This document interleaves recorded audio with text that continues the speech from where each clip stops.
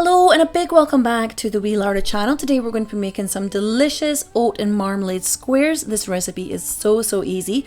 So you want to pause the video at these ingredients here, but to get started we're going to add all of our Scottish oats into a large mixing bowl. We're then going to add in all of our flour and we're going to pop in our pinch of salt there as well. We're then going to grate the skin of our orange into our flour mixture. So just make sure you're turning it as you're grating it until you get all the skin in there, and then we're then going to give that a good mix through. This recipe is so easy. I absolutely love this recipe, and the kids really enjoyed it as well. So we're going to add in our maple syrup now, and we're then going to add in our vanilla, and we're going to also add in our oil as well.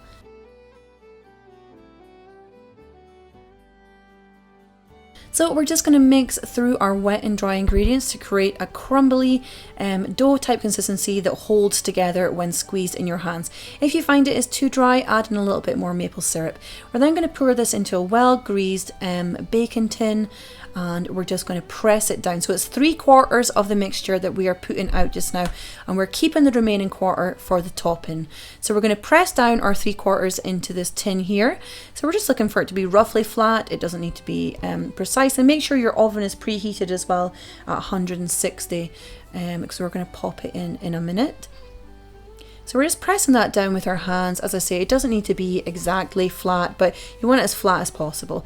And we're then going to pop our marmalade on top. So I don't have a specific quantity listed for the marmalade.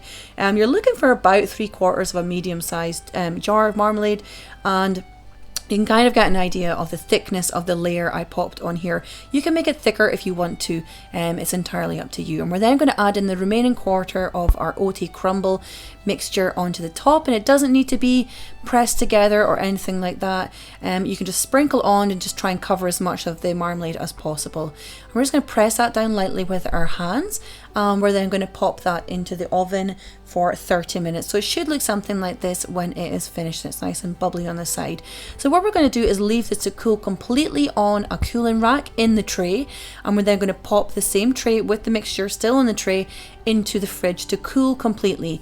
And once it is cooled completely, we can then take a spatula or some other plastic thing around the side of our oaty squares so that it's not sticking to the edges, and then we're going to cut our squares out. So you want to make sure it's completely cooled before you do this, otherwise it could just fall apart. So we're going to use our knife just to cut our squares out there, and it should look something like this when it is finished. So I'm sure you agree this recipe is so easy. The kids loved it. They were using it in their packed lunches and for school snacks and things, and it's just a really nice little treat to have in the afternoon with a cup of tea or something. And it's just a really nice thing to have at this time of year when there's lots of marmalade being made and stuff. So I hope you enjoyed this recipe. If you did, please feel free to give it a big thumbs up, and if you click the little bell next to it, I will see you guys again soon. I'm also over on Instagram as well, so feel free to pop over and say hello over there. You can also get a copy of my free traditional Scottish cookbook over my website angiemilne.com, so feel free to pop over and grab a copy of that. And if you have any questions, please pop them in the comments below. So take care everyone, lots of love, bye bye.